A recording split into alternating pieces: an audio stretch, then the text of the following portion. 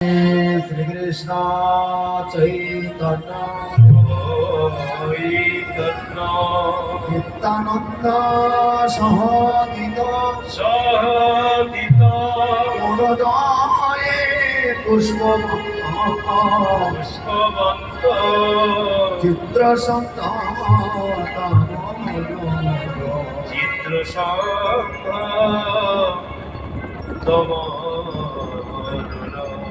আনন্দ লীলাময় বিগ্রহময়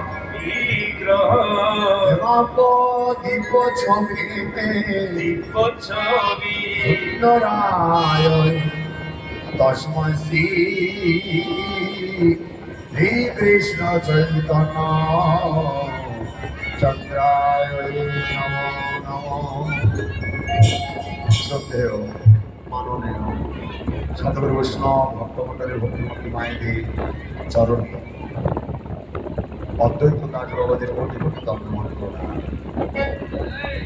শুধু তাই নয়, যত পশু পাখি কীটপতঙ্গ স্থাবর জঙ্গম রয়েছে, গুরুমলাতা রয়েছে, সকলের চরণ রইল অনন্ত কোটি করুন।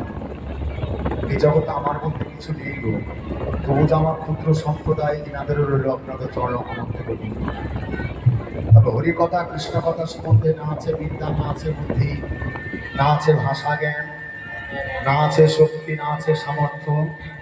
পরিবেশন করতে গিয়ে অনেক সময় রসবাস ভাষাবাস হতে পারে, কেননা হরি কথা কৃষ্ণ কথা সম্বোধনে সম্ভবপর নয়।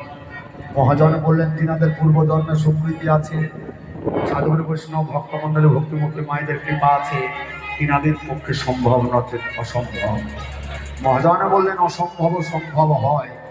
তাই সংস্কৃত শ্লোকে আবার কলম দিয়ে জানালেন মুখং করতি বা চল মুকুঙ্গলং হইতে গিয়ে যৎকৃপতমহং বন্দে পরমানন্দ মাধব। অর্থাৎ যিনি ঘোড়া, যিনার পদ নেই, যিনি চলতে পারেন না, তিনি আবার অন্তিমে পর্বত লঙ্ঘন করিতে পারেন। কেননা মহাজনে বলছেন এক জন্মে না হয় দেহের শোধন, আর জন্ম জন্মান্তর হয় পর্বত লঙ্ঘন।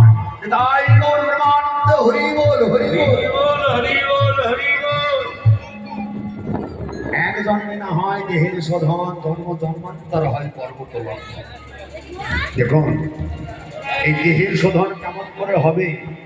আমাদের দেহে যে অনেক কিছু উপাদান দিয়ে গঠিত, দশেন্দ্রিয় ষড়রিপু, কাম ক্রোধ লোভ মোহ মদ মৎসর্য, চক্ষু কর্ণ নাসিকা জিহ্বা ত্বক শব্দস্পর্শ রূপরস গন্ধ, মন বুদ্ধি অহংকার ক্ষিতি অতেজ মরুত্ব, আরো অনেক উপাদান দিয়ে আমাদের দেহে খারাপ হতে পারে। এই পার্থিব জগতে জাগতিক জগতে যেমন ছাত্রছাত্রী যে যেমন ডিগ্রি অর্জন করে, সে তেমন সরকার কি করে, ওনাদেরকে পরীক্ষা নিরীক্ষা করার পর যে যেরকম যোগ্যতা সে অনুযায়ী পোস্টে পোস্টিং করেন না। এমনই আমাদের দেহে যে কাম আছে, ক্রোধ আছে, লোভ আছে, মোহ আছে। কামের কাজ কাম করে, ক্রোধের কাজ ক্রোধ করে, লোভের কাজ লোভ করে, না? এমনই যে যেমন যোগ্যতা, যে যেমন যোগ্যতা অনুযায়ী গোবিন্দ তাকে পোস্টে পোস্টিং করেছে। তাই কামে কামের মতো টানে, ক্রোধে ক্রোধের টানের মতো টানে, লোভে লোভের মতো টানে।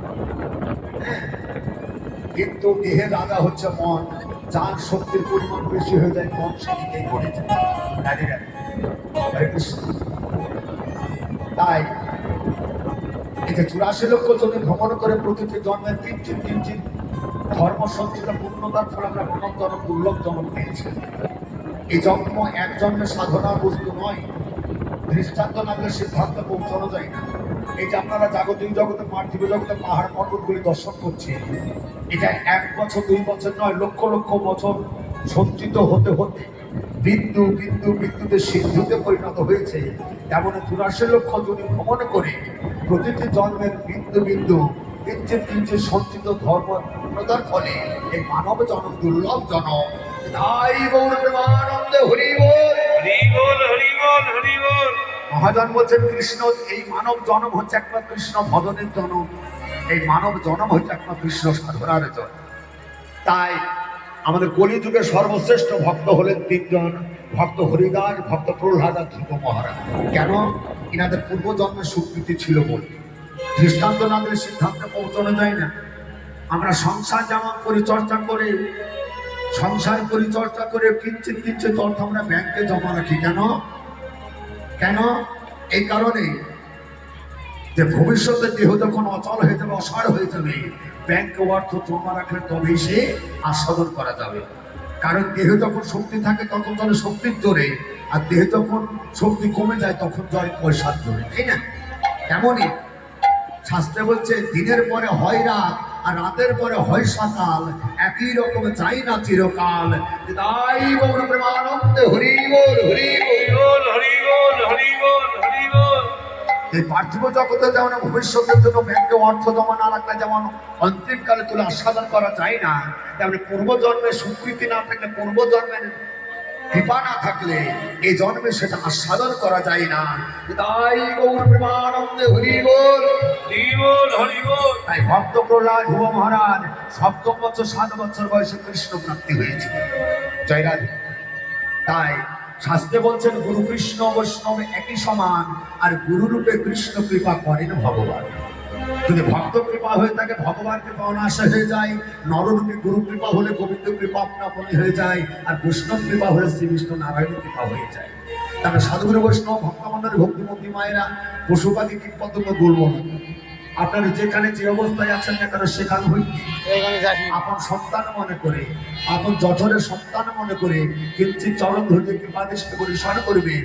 আমি যেন শ্রী শ্রী গৌর গোবিন্দে হরি কথা কৃষ্ণ কথা শ্রীমদ ভাগবতী চৈতন্য চৈতামৃত অমৃতময় রসমৃতন যেন প্রাণ ভরে পরিবেশন করিতে পারি।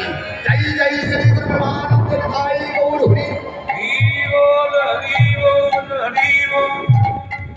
এখন আমাদের আস্বাদের বিষয় হচ্ছে শ্রী শ্রী গৌর গোবিন্দের হীরাগোষ্ঠ বা উত্তরাগোষ্ঠ তদচিৎ গৌরচন্দ্রিকা আসন।